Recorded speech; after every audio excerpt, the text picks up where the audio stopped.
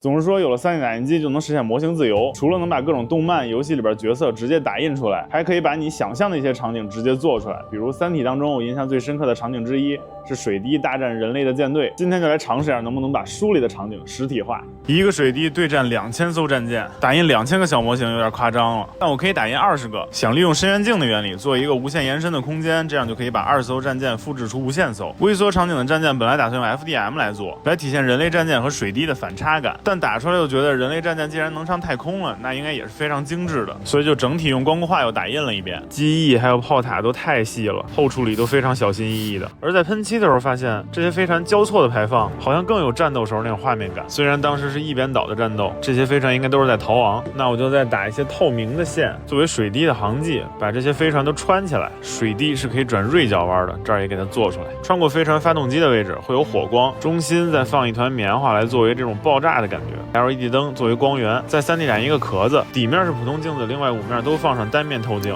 有那味儿了，所有的飞船都被复制出来了。它们在镜子的复制之下无限延伸，而让这么多的飞船全军覆没的，就是一颗小小的水滴。水滴就像一枚死神的绣花针，灵巧的上下翻飞，